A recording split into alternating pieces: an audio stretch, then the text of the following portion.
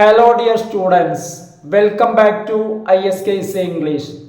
Okay dear students, നമ്മൾ ഇന്ന് discuss ചെയ്യുന്നത് ഇംഗ്ലീഷ് ഫോർ കമ്മ്യൂണിക്കേഷൻ എന്നുള്ള പേപ്പറിലെ മൂന്നാമത്തെ ബ്ലോക്കിലെ മൂന്നാമത്തെ unit.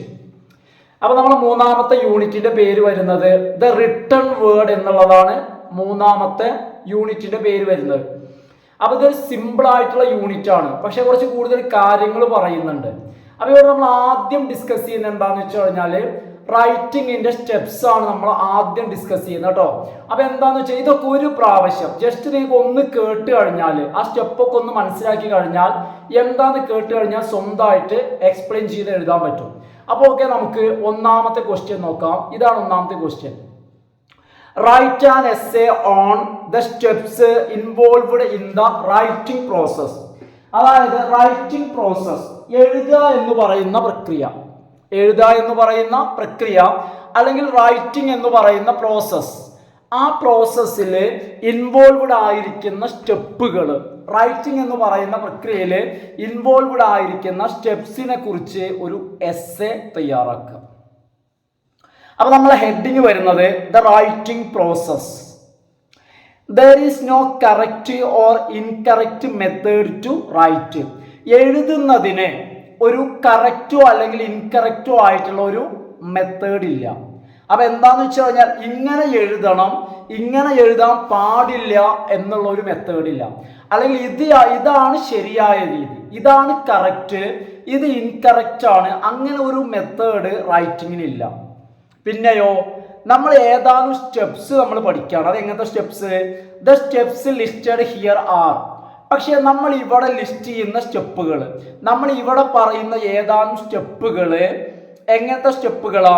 The most frequently utilised ones. അതായത് എഴുതുന്ന ആളുകൾ അല്ലെങ്കിൽ എഴുതുമ്പോൾ ഏറ്റവും കൂടുതലായിട്ട് ഉപയോഗിക്കുന്ന സ്റ്റെപ്പുകൾ. അതായത് നമ്മൾ ആദ്യമേ പറഞ്ഞു റൈറ്റിങ്ങിന് കറക്റ്റ് എന്നോ ഇൻകറക്റ്റ് എന്നോ ആയിട്ടുള്ള മെത്തേഡ്സ് ഇല്ല. പക്ഷെ എന്നാലും റൈറ്റിങ്ങിൽ ഏറ്റവും കൂടുതൽ യൂട്ടിലൈസ് ചെയ്യുന്ന ഏതാനും സ്റ്റെപ്സ്, അതാണ് നമ്മൾ ഇവിടെ ഡിസ്കസ് ചെയ്യാൻ പോകുന്നത്. They are. ആ സ്റ്റെപ്പുകൾ ഇവയ്ക്കാണ്. ആദ്യം ഞാൻ ഒറ്റ വാക്കിലൊന്ന് പറഞ്ഞുതരാം. Prewriting, draft, revising, editing കേട്ടോ. Editing and proofreading, editing and proofreading, ഇതൊക്കെയാണ് ആ സ്റ്റെപ്പുകൾ. അപ്പൊ നോക്കുക, ആദ്യത്തേത് pre writing.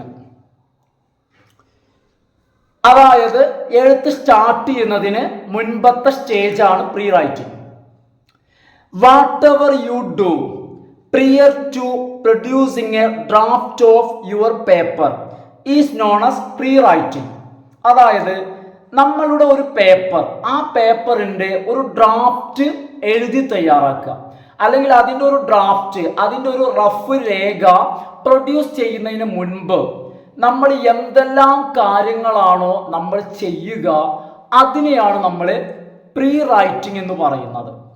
What ever you do prior to producing a draft of your paper is known as pre-writing. അപ്പൊ എന്തൊക്കെയാണ്? അതായത് നമ്മൾ ഡ്രാഫ്റ്റ് എന്ന് പറഞ്ഞാൽ റഫ് കോപ്പി അല്ലെങ്കിൽ ഫസ്റ്റ് ഒരു കോപ്പി, ഫസ്റ്റ് കോപ്പി, അത് പ്രൊഡ്യൂസ് ചെയ്യുന്നതിന് മുൻപ് എന്തെല്ലാം ചെയ്യണം? It involves contemplation. ഒന്നാമത്തെ കാര്യമാണ് എന്ത്? കണ്ടംപ്ലേഷൻ, അതായത് ചിന്തിക്കുക. പിന്നെ ടേക്കിംഗ് നോട്ട്സ്, നോട്ട്സ് വേണം. ആ നോട്ട് ഡ്രാഫ്റ്റ് ഉണ്ടാക്കുമ്പോൾ നമ്മൾ ഡെവലപ്പ് ചെയ്യും, അപ്പോൾ നോട്ട് ഉണ്ടാക്കണം. കൺവേഴ്സിങ് വിത്ത് അതേഴ്സ്, മറ്റുള്ളവരുമായിട്ട് സംസാരിക്കണം, ഡിസ്കസ് ചെയ്യണം. ഐഡിയ ജനറേറ്റിംഗ്, ആശയങ്ങൾ ജനറേറ്റ് ചെയ്യണം.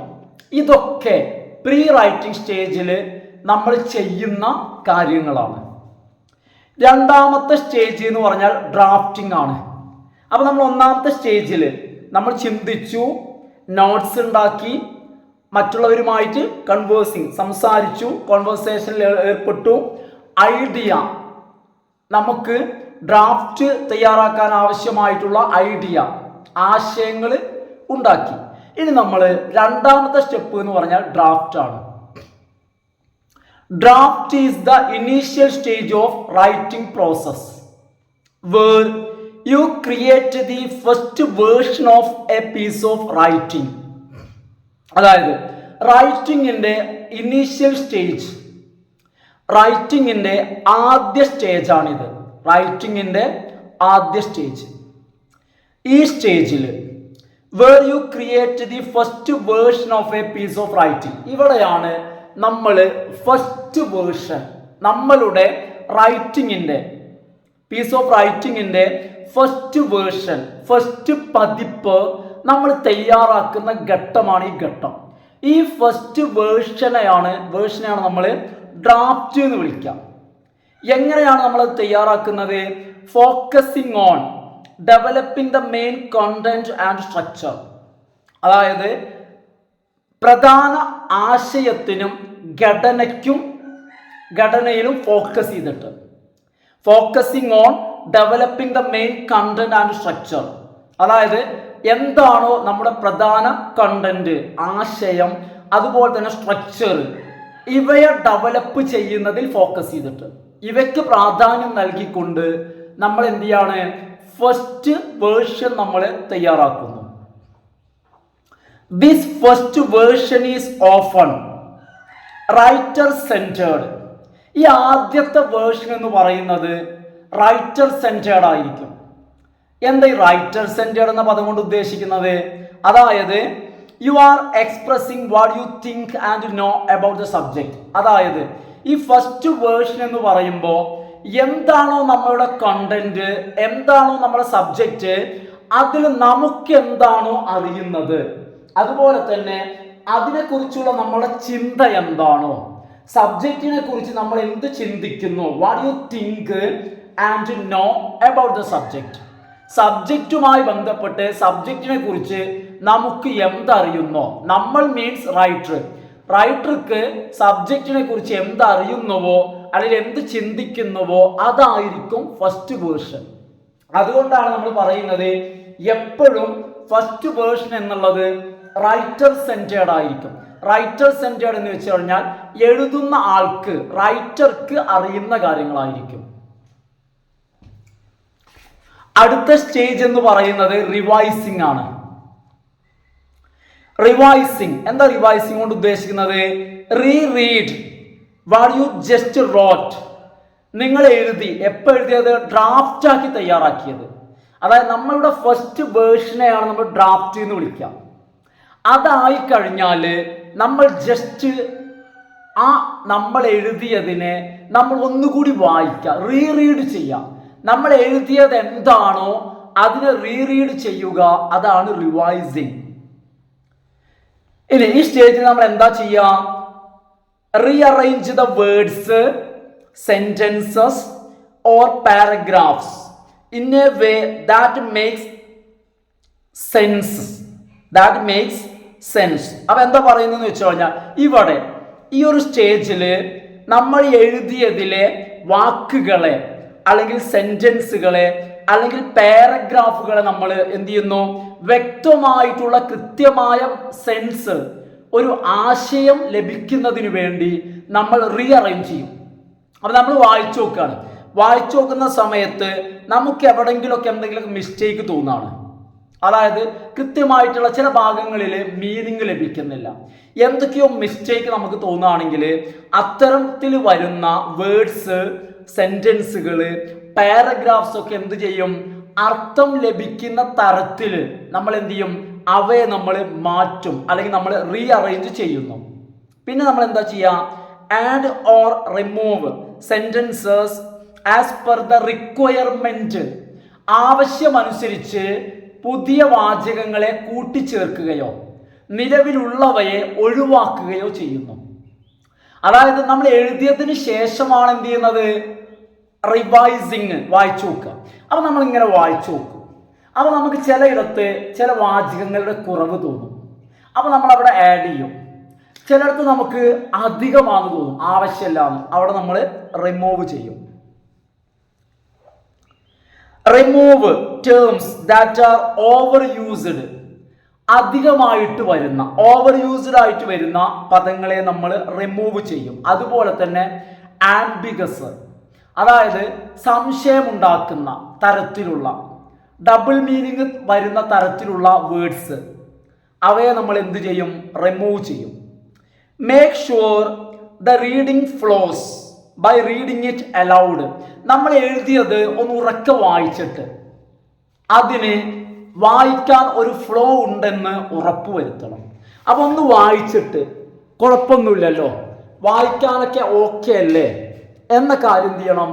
നമ്മളൊന്ന് വായിച്ച് ഉറപ്പ് വരുത്തേണ്ടതുണ്ട്. നോക്കൂ, ഇനി അടുത്ത സ്റ്റേജ്, റൈറ്റിംഗ് പ്രോസസ്സിലെ അടുത്ത സ്റ്റേജ് എന്ന് പറയുന്നത് ഇത് റൈറ്റിംഗ് പ്രോസസ്സിലെയാണ്. റൈറ്റിംഗ് പ്രോസസ്സിലെ അടുത്ത സ്റ്റേജ് എഡിറ്റിങ്ങും അതുപോലെ തന്നെ പ്രൂഫ് റീഡിങ്ങും ആണ്. എഡിറ്റിംഗ് ആൻഡ് പ്രൂഫ് റീഡിംഗ് എന്നുള്ളതാണ് അടുത്ത സ്റ്റേജ്. ഈ ഒരു സ്റ്റേജിൽ എന്താണ് ചെയ്യുന്നത്? Ensure that each sentence is complete and proper punctuation, അതായത് ഓരോ സെന്റൻസും കറക്റ്റ് ആണെന്ന് ഉറപ്പുവരുത്തുന്നു. Ensure that each sentence is complete, ഓരോ വാചകവും പൂർണ്ണമാണെന്ന് ഉറപ്പുവരുത്തുന്നു. പ്രോപ്പർ പങ്ക്ച്വേഷൻ, കൃത്യമായിട്ടുള്ള ചിഹ്നങ്ങൾ ഉപയോഗിച്ചിരിക്കുന്നു. Capitalisation and spelling are used, ഉപയോഗിച്ചിരിക്കുന്ന സ്പെല്ലിംഗ്, ക്യാപിറ്റലൈസേഷൻ, കൃത്യമായ പങ്ക്ച്വേഷൻ, ഇതെല്ലാം ഈ കാര്യങ്ങളെല്ലാം ഉറപ്പിക്കുകയാണ് ഈ സ്റ്റേജിൽ നമ്മൾ ചെയ്യുന്നത്. Words that are misused or ambiguous should be changed, നമ്മൾ തെറ്റായിട്ട് ഉപയോഗിച്ച പദങ്ങൾ, അതുപോലെ തന്നെ ആംബിഗസ് ആയിട്ടുള്ള ഡബിൾ മീനിങ്സ് വരുന്ന വാക്കുകളെ നമ്മൾ ഈ ഒരു സ്റ്റേജിൽ നമ്മൾ ഒഴിവാക്കുന്നു. Spell checking is the final thing you should do before getting it printed. നമ്മളുടെ റൈറ്റിങ്ങിൻ്റെ ഒരു ഫൈനൽ കോപ്പി പ്രിന്റ് ചെയ്യുന്നതിന് മുൻപ് നമ്മൾ നിർബന്ധമായും ചെയ്യേണ്ട കാര്യമാണ് സ്പെൽ ചെക്കിംഗ് എന്നുള്ളത്. നിർബന്ധമായിട്ടും എന്ത് ചെയ്യണം? സ്പെല്ലിങ് നമ്മൾ ചെക്ക് ചെയ്യണം. അപ്പൊ എന്താന്ന് വെച്ച് കഴിഞ്ഞാൽ ഈ ഒരു അവസരോചിതമായിട്ട് പറയാണ്, ഇവിടെ ഇപ്പൊ നമ്മളെ ഈ നോട്ട് ഉണ്ടല്ലോ, അപ്പൊ നമ്മൾ ഈ നോട്ടിൽ ഞാൻ കൃത്യമായിട്ട് ഒരു സ്പെൽ ചെക്ക് ഞാൻ ചെയ്യുന്നില്ല. എന്താ കാര്യം എന്ന് വെച്ച് കഴിഞ്ഞാൽ വേണ്ടാന്ന് വിചാരിച്ചിട്ടല്ല, സമയത്തിന്റെ പ്രശ്നം. അതായത് ഇവിടെ എനിക്ക് പ്രൂഫ് റീഡ് ചെയ്യാനുള്ള സമയമൊന്നും കൃത്യമായിട്ട് കിട്ടുന്നില്ല. അപ്പൊ എന്താന്ന് വെച്ച് കഴിഞ്ഞാൽ കാരണം സമയമില്ലാത്തതുകൊണ്ട്, കാരണം ഫുള്ളായിട്ട് ഫ്രീ ആയിട്ട് ഇരിക്കല്ലോ, അപ്പൊ അതിൻ്റെ ഒരു പ്രശ്നമുണ്ട്. കാരണം പലപ്പോഴും നിങ്ങൾ ഈ നോട്ട് വായിക്കുമ്പോൾ പല വേർഡ്സിലും സ്പെല്ലിംഗ് മിസ്റ്റേക്സ് ഉണ്ടെന്ന് നിങ്ങൾ മെൻഷൻ ചെയ്യുന്നുണ്ട്. അപ്പൊ എന്താന്ന് വെച്ച് കഴിഞ്ഞാൽ അതൊന്ന് നിങ്ങൾ എന്ത് ചെയ്യുക, ഒന്ന് സഹകരിക്കുക കേട്ടോ. നിങ്ങൾക്ക് ഡൗട്ട് വരുന്ന അത്തരം വേർഡ്സ് വരുമ്പോൾ ഒന്നുകിൽ എന്നോടൊന്ന് കമന്റ് ചെയ്യുക കേട്ടോ, അല്ലെങ്കിൽ എന്ത് ചെയ്യുക, നിങ്ങൾ ജസ്റ്റ് ഒന്ന് ഒരു ഡിക്ഷണറി എന്ത് ചെയ്യുക, ജസ്റ്റ് ഒന്ന് ഡിപ്പെൻഡ് ചെയ്യുക കേട്ടോ. അപ്പൊ എന്താന്ന് വെച്ച് കഴിഞ്ഞാൽ മിക്കവാറും എനിക്കിത് എഴുതാനും അതുപോലെ തന്നെ പെട്ടെന്നൊന്ന് കൺവേർട്ട് ചെയ്യാനും അത്രയ്ക്കേ സമയം കിട്ടുന്നുള്ളൂ കേട്ടോ. ഞാൻ ജസ്റ്റ് ഒന്ന് എന്ത് ചെയ്യാറുണ്ട്, ആ ഒരു കൺവേർട്ട് ചെയ്യുമ്പോൾ നോക്കാം, കൺവേർട്ട് ചെയ്യുമ്പോൾ കണ്ടാൽ തന്നെ ആ സമയത്ത് എനിക്കത് എഡിറ്റ് ചെയ്യാൻ ഒരു ഓപ്ഷൻ ഇല്ല കേട്ടോ. അപ്പൊ അത് എന്ത് ചെയ്യണം, നിങ്ങൾ ജസ്റ്റ് ഒന്ന് ക്ഷമിക്കാട്ടോ. ദെൻ ഇനി നോക്കൂ, ഇനി നമ്മൾ രണ്ടാമത്തെ ക്വസ്റ്റ്യൻ ആണ് പറയുന്നത്. ഇപ്പൊ നിങ്ങളത് വ്യക്തമാക്കി മനസ്സിലാക്കണം. ഒന്നാമത്തെ ചോദ്യം എന്ന് പറയുന്നത് റൈറ്റിംഗ് പ്രോസസ്സുമായി ബന്ധപ്പെട്ട സ്റ്റെപ്സ്. മാറരുത്, ഇത് പ്രത്യേകമായിട്ട് 2 ചോദ്യങ്ങൾ ചാപ്റ്ററിൽ വരുന്നുണ്ട്. അപ്പൊ അതുകൊണ്ടാണ് രണ്ട് ചോദ്യമായിട്ട് തന്നെ എഴുതിയത്.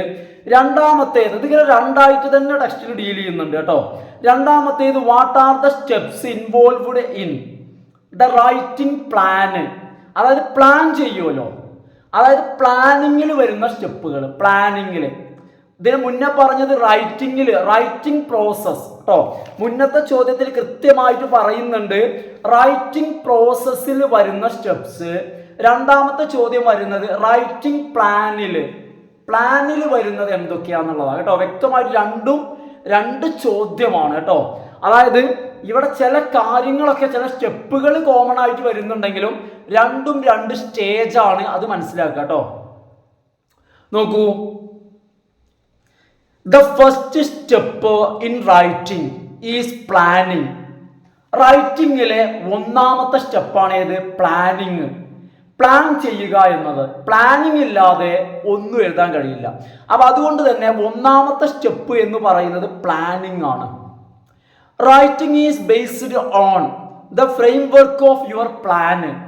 നിങ്ങളൊരു പ്ലാനിങ്, നിങ്ങളുടെ പ്ലാനിങ്ങിന്റെ ഫ്രെയിംവർക്ക്, അതിൻ്റെ ഒരു രൂപരേഖ, അതിനെ ആശ്രയിച്ചിട്ട്, അതിനെ ഡിപ്പെൻഡ് ചെയ്തിട്ടാണ് റൈറ്റിംഗ് നടക്കുന്നത്. നിങ്ങൾക്ക് നിങ്ങളുടെ പ്ലാനിങ്ങിന്റെ ഒരു ഫ്രെയിംവർക്ക് ഇല്ലാന്ന് വെക്കാം, റൈറ്റിംഗ് നടക്കൂല. എന്തെഴുതണം, എങ്ങനെ എഴുതണം എന്നുള്ളതിൻ്റെ ഒരു ഫ്രെയിംവർക്ക്, നിങ്ങളെ പ്ലാനിങ്ങിനെ ഡിപ്പെൻഡ് ചെയ്തുള്ള ഒരു ഫ്രെയിംവർക്ക് ഉണ്ടായിരിക്കും. Understanding the task is the initial step in writing. അതായത് റൈറ്റിംഗിലെ ആദ്യത്തെ സ്റ്റെപ്പ് എന്ന് പറയുന്നത് അണ്ടർസ്റ്റാൻഡിങ് ദ ടാസ്ക് എന്നുള്ളതാണ്. നമ്മൾ എന്താണ് ചെയ്യേണ്ടത്, അതറിയണം കൃത്യമായിട്ട്. എന്താണ് നമ്മളോട് ചെയ്യേണ്ടത്, എന്ത് ചെയ്യാനാണ് നമ്മളോട് ആവശ്യപ്പെട്ടിരിക്കുന്നത്, അത് മനസ്സിലാക്കുക എന്നുള്ളതാണ് റൈറ്റിംഗിന്റെ ഇനീഷ്യൽ സ്റ്റെപ്പ് എന്ന് പറഞ്ഞാൽ. By means of planning you will be able to.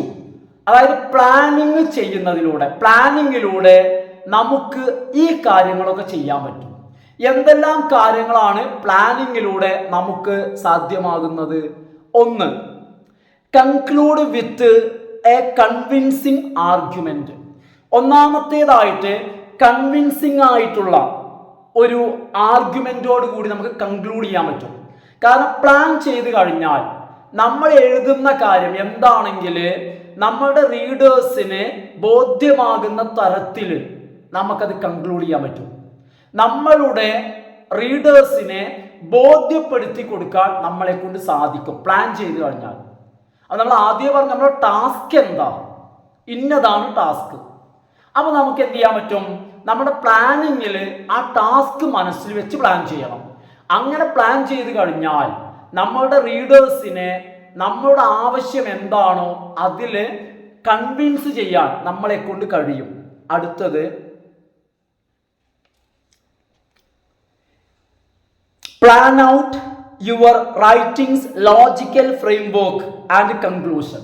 അതുപോലെ തന്നെ നിങ്ങളുടെ വർക്കിന്റെ ഒരു ഫ്രെയിംവർക്ക്, ഒരു രൂപരേഖ, അതുപോലെ തന്നെ അതിൻ്റെ ഒരു കൺക്ലൂഷനും പ്ലാൻ ചെയ്യാൻ ഇത് നിങ്ങളെ സഹായിക്കും. അപ്പൊ എന്താന്ന് വെച്ച് കഴിഞ്ഞാൽ നമ്മുടെ എഴുത്ത് സ്റ്റാർട്ട് ചെയ്യുമ്പോഴേക്കും നമ്മളെ കയ്യിൽ മൊത്തം അതിൻ്റെ ഒരു രൂപരേഖ ഉണ്ടായിരിക്കും. അപ്പൊ എപ്പോഴും പ്ലാനിങ് ഉണ്ടെങ്കിൽ നമുക്ക് ഈസി ആയിട്ട്, കാരണം അതിൻ്റെ ബിഗിനിങ് തൊട്ട്, അതിൻ്റെ സ്റ്റാർട്ടിങ് തൊട്ട് അതിൻ്റെ കൺക്ലൂഷൻ വരെയുള്ള കാര്യങ്ങൾ സെറ്റായിരിക്കും. അതിന് നമ്മളെ പ്ലാനിങ് സഹായിക്കും. അടുത്തത്, dedicate yourself to not diverting from the topic. Planning ഉണ്ടെങ്കിൽ ഒരിക്കലും നമ്മളുടെ ടോപ്പിക്കിൽ നിന്നും അകന്നു പോകില്ല. അതായത് നമ്മൾ ഒന്നാമത്തെ പാരഗ്രാഫ്, ഇൻട്രൊഡക്ഷൻ പാരഗ്രാഫ് തൊട്ട് കൺക്ലൂഡിങ് പാരഗ്രാഫ് വരെ എന്തായിരിക്കും? നമ്മളെ ടോപ്പിക്കിൽ ഒതുങ്ങി നിൽക്കും, ടോപ്പിക്കിന്റെ അപ്പുറത്തേക്ക് പോവില്ല. കാരണം നമ്മൾ സംസാരിക്കുകയാണെങ്കിലൊക്കെ ശരി, ടോപ്പിക്കിൽ ഒതുങ്ങി നിന്ന് സംസാരിക്കണമെങ്കിൽ നമുക്ക് പ്ലാനിങ് വേണം. അപ്പൊ ഇത്രയാണ് പ്ലാനിങ്. അപ്പൊ ഒന്നാമത്തെ സ്റ്റെപ്പ് ഏതാ? പ്ലാനിങ് ആണ് ഒന്നാമത്തെ സ്റ്റെപ്പ്. അപ്പൊ ഒരു കാര്യം മനസ്സിലാക്കുക, ഞാനിവിടെ ഒന്നാമത്തെ സ്റ്റെപ്പ് എന്ന് പറഞ്ഞിട്ട് പ്ലാനിങ് തന്ന് അണ്ടർലൈൻ ചെയ്തിട്ടില്ല. പകരം the first step in writing is planning എന്നാ തന്നത്. വേണമെങ്കിൽ നിങ്ങൾക്ക് എന്ത് ചെയ്താം? പ്ലാനിങ് എന്ന് എഴുതി അണ്ടർലൈൻ ചെയ്യാം. ഇനി രണ്ടാമത്തെ സ്റ്റെപ്പ് ഓർഗനൈസിങ് ആണ്. പ്ലാൻ ചെയ്തു, അതിനെ ക്രമത്തിൽ അറേഞ്ച് ചെയ്യാം, അതാണ് organising. Organizing in communication means structuring information and messages in a clear, logical and understandable way to ensure effective transmission and comprehension. നമ്മളുടെ റൈറ്റിങ്ങിനെ ഫലപ്രദമായിട്ട് നമ്മളുടെ റീഡേഴ്സിലേക്ക് ട്രാൻസ്മിറ്റ് ചെയ്യുന്നതിനും റീഡേഴ്സ് അതിനെ ഫലപ്രദമായിട്ട് കോംപ്രിഹെൻഡ് ചെയ്യുന്നതിനും നമ്മൾ ഉദ്ദേശിച്ച പോലെ തന്നെ റീഡേഴ്സ് മനസ്സിലാക്കുന്നതിനും വേണ്ടി നമ്മളുടെ ഇൻഫോർമേഷനെ അല്ലെങ്കിൽ നമ്മളുടെ മെസ്സേജിനെ നമ്മൾ വളരെ വ്യക്തമായിട്ട് യുക്തിയോടുകൂടി റീഡേഴ്സിന് മനസ്സിലാകുന്ന തരത്തിൽ സ്ട്രക്ചർ ചെയ്തെടുക്കുക, രൂപപ്പെടുത്തിയെടുക്കുക, ആ രീതിയിലേക്കൊന്ന് അറേഞ്ച് ചെയ്തെടുക്കുക. നമ്മളെ ഇൻഫോർമേഷൻ അല്ലെങ്കിൽ മെസ്സേജ് എന്ന് വെച്ച് കഴിഞ്ഞാൽ അതിൽ ഒരുപാട് ഐഡിയാസ്, ഒരുപാട് പോയിന്റ്സ് ഉണ്ടാവും. ഈ ഐഡിയാസിനെ അല്ലെങ്കിൽ പോയിന്റ്സിനെ നമ്മളെ റീഡേഴ്സിന് മനസ്സിലാവുന്ന തരത്തിൽ അല്ലെങ്കിൽ ആ ഒരു ഓർഡറിൽ നമ്മൾ എന്ത് ചെയ്യുക, ക്രമീകരിച്ചെടുക്കുക, സ്ട്രക്ചർ ചെയ്തെടുക്കുക. കാരണം അങ്ങനെ സ്ട്രക്ചർ ചെയ്തെടുക്കുന്നതിനാണ് നമ്മൾ ഓർഗനൈസിങ് എന്ന് പറയുന്നത്. ഡ്യൂറിങ് ദിസ് സ്റ്റേജ്, ഈ സ്റ്റേജിൽ, കാരണം നമ്മൾ ഈ സ്റ്റേജിലേക്ക് വരുമ്പോൾ നമ്മളെ കയ്യിലുള്ളത് നമ്മൾ പ്ലാൻ ചെയ്ത ഐഡിയാസ് ആണ്. നമ്മൾ പ്ലാൻ ചെയ്ത ഐഡിയാസ് മാത്രമേ കയ്യിലുള്ളൂ. അതായത് നമ്മുടെ ഏതാനും പോയിന്റുകൾ മാത്രമാണ് നമ്മുടെ കയ്യിലുള്ളത്, പോയിന്റ്സ്. അപ്പൊ ആ പോയിന്റ്സുകൾ വെച്ച് during this stage of writing പ്രോസസ്സിന്റെ ഈ ഒരു സ്റ്റേജിൽ എന്താണ് സ്റ്റുഡൻസ് ചെയ്യുക? Students will describe in more detail the concepts that were provided to them during the planning phase. ഇതിന്റെ തൊട്ട് മുന്നുള്ള ഫേസ് ആണ് ഏത്? പ്ലാനിങ് എന്ന് പറയുന്ന ഘട്ടം. ആ പ്ലാനിങ് എന്ന് പറയുന്ന ഘട്ടത്തിൽ എന്തെല്ലാം ഐഡിയാസ് അല്ലെങ്കിൽ മെസ്സേജസ് ആണോ, ഇൻഫോർമേഷൻ ആണോ അവർക്ക് ലഭിച്ചിട്ടുള്ളത്, ആ കാര്യങ്ങളെ ഈ ഒരു ഘട്ടത്തിൽ സ്റ്റുഡൻസ് ഡിസ്ക്രൈബ് ചെയ്യും. കാരണം എന്തെല്ലാമാണ്. അപ്പൊ ഈ ഒരു സ്റ്റേജിൽ students will describe in more detail, വിശദമായിട്ട് സ്റ്റുഡൻസ് ചർച്ച നടത്തും. എന്തെല്ലാം കാര്യങ്ങളാണ് അവരുടെ കയ്യിലുള്ളത്. ഈ ഗ്രൂപ്പായിട്ടാണെങ്കിൽ detail the concepts that were provided to them during the planning phase. അതായത് പ്ലാനിങ്ങിന്റെ ഫേസിൽ എന്തെല്ലാം മെസ്സേജസ്, സന്ദേശങ്ങൾ, ഇൻഫോർമേഷൻ, അതുപോലെ തന്നെ ഐഡിയാസ് ആണോ അവർക്ക് നൽകിയിട്ടുള്ളത്, അതെല്ലാം എന്തൊക്കെയാണെന്ന് നോക്കും. അതൊക്കെ ഒന്ന് അവർ ഡിസ്കസ് ചെയ്യും. എന്നിട്ട് അവരെന്ത് ചെയ്യും? അതിനുശേഷം അവരെന്താ ചെയ്യുക? Find out. അതിനുശേഷമാണ് അവർ കണ്ടെത്തുക വാട്ട് ഡീറ്റെയിൽസ് ഇഫ് എനി, ഉണ്ടെങ്കിൽ ഏതെങ്കിലും details are still required to complete, ഏതെങ്കിലും ഡീറ്റെയിൽസ്, വിശദ വിവരങ്ങളുടെ കുറവുണ്ടെങ്കിൽ അതിനുശേഷമാണ് അവർ എന്ത് നോക്കുക? Find out what details if any are still required to complete the missing. അതായത് മിസ്സിംഗ് പീസസ്, എവിടെങ്കിലും വല്ലതും മിസ്സിംഗ് ആയിട്ടുണ്ടോ, അങ്ങനെ മിസ്സിംഗ് ആയിട്ട് വല്ലതും ഉണ്ടോ എന്ന് അവർ നോക്കും. അതിനാദ്യം എന്ത് ചെയ്യണം? കുറച്ചു മുന്നേ ഞാൻ പറഞ്ഞു, പ്ലാനിങ്ങിന്റെ സമയത്ത് അവർക്ക് കിട്ടിയിട്ടുള്ള ഇൻഫോർമേഷൻ, മെസ്സേജ്, കാര്യങ്ങളൊക്കെ അവരൊന്ന് ഡീറ്റെയിൽ ആയിട്ടൊന്ന് ഡിസ്ക്രൈബ് ചെയ്യും സ്റ്റുഡൻസ്. അതിനുശേഷമാണ് ഇതിൽ വല്ലതും കുറവുണ്ടോ, എവിടെങ്കിലൊക്കെ മിസ്സിംഗ് പീസ്, എന്തെങ്കിലും പീസ് മിസ്സിംഗ് ആയിട്ടുണ്ടോ, ഉണ്ടെങ്കിൽ അതെന്താണ്, ഇഫ് എനി വല്ലതും ഉണ്ടെങ്കിൽ അതെന്താണെന്ന് അവർ കണ്ടെത്തും. Find out what details if any are still required to complete the missing pieces. അതായത് മിസ്സിംഗ് പീസസ് കംപ്ലീറ്റ് ചെയ്യാൻ ഇനി എന്തെങ്കിലും ആവശ്യമുണ്ടോ എന്ന് കണ്ടെത്തും. ഇത് നമ്മൾ കാരണം എഴുതുമ്പോൾ കണ്ടെത്തിയാൽ പോരാ. കാരണം അതൊക്കെ എപ്പോഴാണ് ചെയ്യേണ്ടത്? എഴുതുന്നതിന് മുൻപ് നമുക്ക് കിട്ടിയതിൽ വല്ലതും കുറവുണ്ടോ എന്ന് നോക്കും. ഉണ്ടെങ്കിൽ എന്ത് ചെയ്യും? Get that knowledge. ആ നോളേജ് കുറവുള്ളത് ഗെറ്റ്, അതവർ സംഘടിപ്പിക്കും. അതെന്ത് ചെയ്യും? അതവര് സംഘടിപ്പിക്കും എന്നുള്ളതാണ്. അതായത് എന്തിൻ്റെങ്കിലും കുറവുണ്ടെങ്കിൽ, അതായത് ഏതെങ്കിലും നോളേജ് എവിടെങ്കിലും കുറവുണ്ടെങ്കിൽ ആ കുറവുള്ളത് അവരെന്ത് ചെയ്യും? ക്ലിയർ ചെയ്യും. അതിനുശേഷം അവരെന്താ ചെയ്യുക? അതിനുശേഷം അവർ ചെയ്യുന്നത് put or arrange their concepts in a coherent order that make sense. അതിനുശേഷം അർത്ഥം ലഭിക്കുന്ന ഓർഡറിൽ അതൊന്ന് വെക്കും, അല്ലെങ്കിൽ അതൊന്ന് ക്രമീകരിക്കും. അപ്പൊ അതിനുശേഷം അവർ ചെയ്യുന്നത് അവരുടെ ഐഡിയാസിനെ അർത്ഥം ലഭിക്കുന്ന രീതിയിൽ, ആശയം ലഭിക്കുന്ന രീതിയിൽ അവരൊന്ന് ക്രമീകരിക്കും എന്നുള്ളതാണ്. ശേഷം അടുത്ത സ്റ്റെപ്പിലാണ് എന്ത് ചെയ്യുക, ഡ്രാഫ്റ്റ്, അതായത് ഫസ്റ്റ് വേർഷൻ തയ്യാറാക്കുക. നോക്കൂ, അപ്പൊ ഇങ്ങനെ ഇപ്പൊ എന്താന്ന് വെച്ച് കഴിഞ്ഞാല് ഒരു ഓർഗനൈസിംഗ് ആയി ഒന്ന് ക്രമീകരിച്ചു, എഴുതിണ്ടാക്കിയില്ല, ക്രമീകരിച്ചു. ഇനി എന്ത് ചെയ്യും, ഒന്ന് ഓർഡർ ചെയ്തു. ഇനി എന്താ ചെയ്യാ, സ്റ്റുഡൻസ് വിൽ റൈറ്റ്, ഇനിയാണ് സ്റ്റുഡൻസ് എഴുതുന്നത്. Students will write a draft version in the initial writing step. ഇതാണ് ഇനീഷ്യൽ റൈറ്റിംഗ് സ്റ്റെപ്പ്. ഇതുവരെ എഴുത്ത് തുടങ്ങിയിട്ടില്ല. അങ്ങനെ എഴുത്തിന്റെ ആദ്യ സ്റ്റെപ്പായിട്ടുള്ള ഈ ഒരു ഫേസിൽ സ്റ്റുഡൻസ് എന്ത് ചെയ്യും, ഫസ്റ്റ് ഡ്രാഫ്റ്റ് അല്ലെങ്കിൽ ഫസ്റ്റ് വേർഷൻ അവരെന്ത് ചെയ്യും, എഴുതും. Students will write a draft version in the initial writing step. എന്തൊക്കെയാണ് ഇവിടെ ഉൾപ്പെടുത്തുന്നത്, എന്തെല്ലാം ഉൾപ്പെടുത്തിയാണ് എഴുതുന്നത്? That incorporates the concepts developed during planning stage. അതായത് പ്ലാനിംഗ് സ്റ്റേജ് ഉണ്ടല്ലോ, ഒന്നാമത്തെ ഘട്ടം, ആ ഘട്ടത്തിൽ പ്ലാൻ ചെയ്ത ഡെവലപ്പ് ചെയ്ത കോൺസെപ്റ്റുകളും ആൻഡ് സബ്സിക്വന്റ്ലി ഓർഗനൈസ്ഡ്, അതിനുശേഷം രണ്ടാമത് അതിനെ ഓർഗനൈസ് ചെയ്തില്ലേ, ആദ്യം പ്ലാനിങ് പിന്നെ ഓർഗനൈസ് ചെയ്തില്ലേ, അപ്പൊ ആ രണ്ടാമത്തെ സബ്സിക്വന്റ്ലി എന്ന് പറഞ്ഞാൽ തുടർന്ന് വന്ന ശേഷം organised in the organisation stage. Organisation stage എന്ന് പറഞ്ഞില്ലേ, ആ സ്റ്റേജിൽ ഓർഗനൈസ് ചെയ്തത് രണ്ടും പാടെ ചേർത്തിട്ട് ഇൻകോർപ്പറേറ്റ് എന്ന് പറഞ്ഞു കഴിഞ്ഞാൽ രണ്ടും പാടെ ചേർക്കുക എന്നാണ്.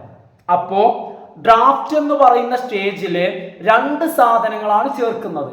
അതായത് പ്ലാനിങ്ങിന്റെ സ്റ്റേജിൽ അല്ലെങ്കിൽ ഫേസിൽ ഡെവലപ്പ് ചെയ്തതും ഓർഗനൈസിങ്ങിന്റെ സ്റ്റേജിൽ ഓർഗനൈസ് ചെയ്തതും, ഇത് രണ്ടും പാടെ ഇൻകോർപ്പറേറ്റ് ചെയ്തിട്ടാണ് ഡ്രാഫ്റ്റ് തയ്യാറാക്കുന്നത്. During the first writing phase, അങ്ങനെ ഈ ഒന്നാമത്തെ റൈറ്റിംഗ് ഫേസ് ഏതാത്, ഡ്രാഫ്റ്റിംഗ് അല്ലെ, ഈ സ്റ്റേജിൽ എന്താ ചെയ്യാ, people must coordinate constant cognitive demands like. ഒന്നാമത്തെ സ്റ്റേജിൽ ആളുകള് അല്ലെങ്കിൽ റൈറ്റേഴ്സ് എന്തു ചെയ്യും, അവരുടെ ഉള്ളിലെ ചിന്തകള്, അവരുടെ മനസ്സിന്റെ ഡിമാൻഡ്സ് അനുസരിച്ചിട്ട്, എന്താണോ ഡിമാൻഡ് ചെയ്യുന്നത് അതനുസരിച്ചിട്ട്, അവരുടെ ഉള്ളിലെ ഒരു തോന്നല്, അവരുടെ ധാരണക്കനുസരിച്ചിട്ട് അവർ അറേഞ്ച് ചെയ്യും. എങ്ങനെ, കമ്പൈനിങ്. അവര് ഡ്രാഫ്റ്റിംഗിലാണ് അവരെന്ത് ചെയ്യുന്നത്, കമ്പൈൻ ചെയ്യുന്നത്. കമ്പൈനിങ് പ്രീവിയസ്ലി പ്ലാൻഡ് കോൺസെപ്റ്റ്സ് വിത്ത് ഫ്രഷ് ഐഡിയാസ്. അതായത് അവര് മുന്നേ എന്ന് വെച്ച് കഴിഞ്ഞാൽ, മുൻപ് എന്ന് പറഞ്ഞാൽ പ്ലാനിങ്ങിന്റെ ഫേസിൽ അവര് പ്ലാൻ ചെയ്ത കാര്യങ്ങൾ അല്ലെ, അവര് എപ്പോഴാണ് പ്ലാൻ ചെയ്യുക, പ്ലാനിങ്ങിന്റെ ഫേസ് അല്ലെങ്കിൽ സ്റ്റേജിൽ അവർ പ്ലാൻ ചെയ്ത കോൺസെപ്റ്റുകളെ എന്ത് ചെയ്യും, പുതിയ ആശയങ്ങളുമായിട്ട് അവർ കമ്പൈൻ ചെയ്യും. പുതിയ ആശയങ്ങൾ വരികയാണെങ്കിൽ, അപ്പൊ അതാണ് പറഞ്ഞത്, ചിലപ്പോൾ അവർ റൈറ്റേഴ്സിന്റെ ചിന്തയിൽ, അതാണ് എന്ത്, കോൺസ്റ്റന്റ് കോഗ്നിറ്റീവ് ഡിമാൻഡ്സ്, അതായത് അവരുടെ മനസ്സിന്റെ ചിന്തയുടെ ഡിമാൻഡ് അനുസരിച്ചിട്ട് അവരുടെ ചിന്തയിൽ അവർ പ്ലാൻ ചെയ്ത് വെച്ചതിനോട്, ഏത് സ്റ്റേജിൽ, മുൻപേ പ്ലാൻ ചെയ്ത് വെച്ചതിനോട് വല്ലതും കൂട്ടണം എന്നൊരു ഒരു ഡിമാൻഡ് അവർ ഉള്ളിൽ നിന്ന് വരികയാണെങ്കിൽ എന്ത് ചെയ്യുക, കമ്പൈൻ ചെയ്യാം. പിന്നെയോ keep in mind the papers aim and following the standards of grammar. അതായത് ഡ്രാഫ്റ്റ് ചെയ്യുമ്പോൾ എന്ത് ചെയ്യാം, ഈ ഒരു പേപ്പറിന്റെ ലക്ഷ്യം എന്താണെന്നുള്ളത് മനസ്സിലിങ്ങനെ വേണം. അത് മനസ്സിൽ നിന്ന് പോവരുത്, കാരണം അത് പോയി കഴിഞ്ഞാൽ ഇതിന്റെ പർപ്പസ് നടക്കൂല. അതുപോലെ തന്നെ ഗ്രാമറിന്റെ ആ ഒരു സ്റ്റാൻഡേർഡ് മെയിൻറ്റെയിൻ ചെയ്യാം. ഗ്രാമറിന്റെ സ്റ്റാൻഡേർഡ് അതും മനസ്സിൽ വേണം, ഗ്രമാറ്റിക്കലി പെർഫെക്റ്റ് ആയിരിക്കണം. അടുത്തത് taking the target audience into account. നമ്മൾ ഈ ഡ്രാഫ്റ്റ് പ്രിപ്പയർ ചെയ്യുമ്പോൾ നമ്മൾ ആർക്ക് വേണ്ടിയാണോ, ഏത് തരത്തിലുള്ള ഏത് നിലവാരത്തിലുള്ള ഓഡിയൻസിനെയാണോ നമ്മൾ ടാർഗറ്റ് ചെയ്യുന്നത് അതിങ്ങനെ മനസ്സിൽ വേണം. എന്നാലേ അവർക്ക് പറ്റുന്ന രീതിയിൽ അല്ലേ, ഇപ്പൊ ഞാൻ എല്ലാ കാര്യങ്ങളും ചെയ്യുമ്പോൾ കാരണം എൻ്റെ ടാർഗറ്റ് എന്ന് പറയുമ്പോൾ ഡിഗ്രി സ്റ്റുഡൻസാണ്. അവരുടെ നിലവാരത്തിന് അവർക്ക് മനസ്സിലാവുന്ന രീതിയിലാണ് ഞാൻ പ്രിപ്പയർ ചെയ്യുന്നത്. കാരണം ഞാൻ ആ പ്രിപ്പയർ ചെയ്യുമ്പോൾ ആ ധാരണ വേണം എനിക്ക്. കാരണം ഞാൻ ഈ പ്രിപ്പയർ ചെയ്യുന്നത് 7ാം ക്ലാസ്സിൽ പഠിക്കുന്ന സ്റ്റുഡൻസിനോ അല്ലെങ്കിൽ PGക്ക് പഠിക്കുന്ന സ്റ്റുഡൻസിനോ വേണ്ടിയല്ല, പകരം ഡിഗ്രിക്ക് പഠിക്കുന്നവർ അല്ലെ, അതാണ് എൻ്റെ ടാർഗറ്റഡ് ഓഡിയൻസ്. കാരണം എന്നാൽ മാത്രമേ ഇതിന് റിസൾട്ട് ഉണ്ടാവുള്ളൂ. അപ്പം ആ ഒരു ഓർമ്മ ഡ്രാഫ്റ്റ് മേക്ക് ചെയ്യുന്ന സമയത്ത് വേണം. അടുത്തത് റിവിഷൻ എന്നുള്ളതാണ്. ചില ആളുകൾക്ക് റിവിഷൻ എന്ന് പറഞ്ഞാലും എഡിറ്റിംഗ് എന്ന് പറഞ്ഞാലും ഒന്നാന്ന് വിചാരിക്കും. അല്ല, എഡിറ്റിംഗ് എന്ന് പറഞ്ഞു കഴിഞ്ഞാൽ മിസ്റ്റേക്സ് തിരുത്താണ്. അവിടെ എഡിറ്റിംഗ് എന്ന് പറയുന്ന ഘട്ടത്തിൽ നമ്മൾ നോക്കേണ്ട കുറേ കാര്യങ്ങളുണ്ട്, നോക്കേണ്ട കാര്യങ്ങൾ വേറെയാണ്. എന്നാൽ റിവിഷൻ എന്ന് വെച്ച് കഴിഞ്ഞാൽ നമ്മൾ വീണ്ടും വായിച്ചു നോക്കിയിട്ട് അതിൻ്റെ ക്വാളിറ്റി, നമ്മൾ ചെയ്ത കാര്യങ്ങൾ അതൊക്കെ ഓക്കെ ആണെന്ന് ഉറപ്പുവരുത്തലാണ് എന്ത് റിവിഷൻ. അവ റിവിഷനും എഡിറ്റിങ്ങും വ്യത്യാസമുണ്ട്. ദ റൈറ്റർ തിങ്സ് അബൌട്ട്, ഈ ഒരു റിവിഷൻ എന്ന് പറയുമ്പോൾ റൈറ്റർ അവിടെ ചിന്തിക്കുന്നത് എന്താ, ക്വാളിറ്റി ഓഫ് കമ്പോസിഷൻ, നമ്മൾ ഉണ്ടാക്കിയതിൻ്റെ കമ്പോസ് ചെയ്തതിൻ്റെ ക്വാളിറ്റി ചിന്തിക്കുന്നു, കണ്ടന്റിന്റെ ക്വാളിറ്റി, അതുപോലെ തന്നെ ക്ലാരിറ്റി ത്രൂ ഔട്ട് റിവിഷൻ. അപ്പോൾ റിവിഷനിലുടനീളം ഈ കാര്യങ്ങളാണ് നോക്കുന്നത്. അതായത് നമ്മൾ റിവിഷൻ എന്ന് പറയുമ്പോൾ മിസ്റ്റേക്സ് കണ്ടെത്തലല്ല. ചിലപ്പോൾ നമ്മൾ വായിച്ചു നോക്കും, പക്ഷെ അവിടെ ലക്ഷ്യം അതല്ല. കാരണം നമ്മൾ ചെയ്ത കാര്യങ്ങൾ അതെങ്ങനെയുണ്ട്, നമ്മളെ കണ്ടന്റ് എങ്ങനെയുണ്ട്, ഇതൊക്കെ നോക്കലാണ്.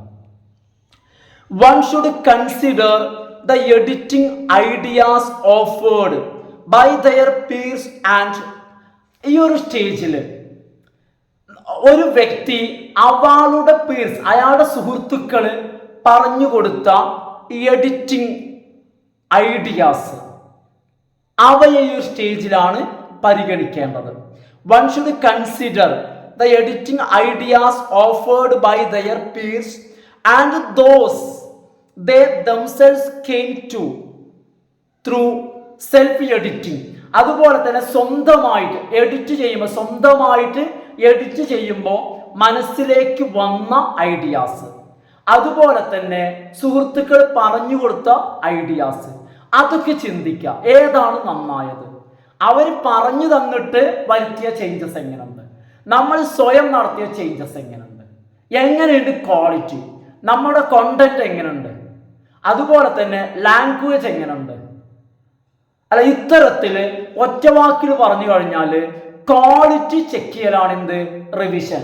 അപ്പോൾ ഓക്കെ സ്റ്റുഡൻസ്, അപ്പോൾ ഈ ഒരു ഇംഗ്ലീഷ് ഫോർ കമ്മ്യൂണിക്കേഷൻ എന്നുള്ള ഇന്നത്തെ ക്ലാസ് 3ാമത്തെ യൂണിറ്റ് ഞാൻ തൽക്കാലം ഇവിടെ വൈൻഡപ്പ് ചെയ്യാണ് കേട്ടോ. അപ്പോൾ അടുത്ത ക്ലാസ്സിൽ നിർബന്ധമായിട്ടും എന്ത് ചെയ്യാം, ഇത് ഞാൻ കംപ്ലീറ്റ് ചെയ്ത് തരാം കേട്ടോ. അപ്പോൾ എല്ലാവരും ഒന്ന് ലൈക്ക് ചെയ്തിട്ട് വീഡിയോ കാണുക, ഫ്രണ്ട്സിനൊക്കെ ഒന്ന് സജസ്റ്റ് ചെയ്യുക കേട്ടോ. നന്നായിട്ടൊന്ന് എന്ത് ചെയ്താൽ മതി, ശരിക്കും ഒന്ന് ശ്രദ്ധിച്ച് കേട്ട് കഴിഞ്ഞത് പഠിക്കേണ്ട കാര്യമല്ല. കാരണം ഇതിൽ 2 ഘട്ടം, അതായത് റൈറ്റിംഗ് പ്രോസസ്, റൈറ്റിംഗ് പ്ലാന്, ഈ രണ്ടിലും റൈറ്റിംഗ് പ്ലാനിങ്ങും അതുപോലെ റൈറ്റിംഗ് പ്രോസസ്സും, പ്ലാനിങ്ങിന്റെ സമയത്ത് വരുന്ന സ്റ്റെപ്സും എഴുതുന്ന സമയത്ത് സ്റ്റെപ്സും, ഇത് രണ്ടും ഒന്ന് വേറെ വേറെ, ആ സ്റ്റെപ്പുകളും ഓർത്ത് വെക്കുക. എന്നാൽ നിങ്ങൾക്ക് ഒരു പക്ഷേ അതിൻ്റെ ഉള്ളിൽ വരുന്ന കാര്യങ്ങൾ അതിന് ഞാൻ എക്സ്പ്ലെയിൻ ചെയ്തത് ഇതൊന്ന് കേട്ടാൽ സ്വന്തമായിട്ട് എന്ത് ചെയ്യാൻ പറ്റും, എഴുതാൻ പറ്റും. ആ രീതിയിൽ എന്ത് ചെയ്യുക, കാരണം പഠിക്കാൻ ഇത് കേൾക്കുന്നത് പഠിക്കലും കൂടി ആക്കിയിട്ട് എന്ത് ചെയ്യുക, അങ്ങോട്ട് കേൾക്കുക. ഞാൻ അതിന് മാത്രമേ സമയമല്ലേ ഉള്ളൂ കേട്ടോ. അപ്പോൾ okay friends, thanks for watching.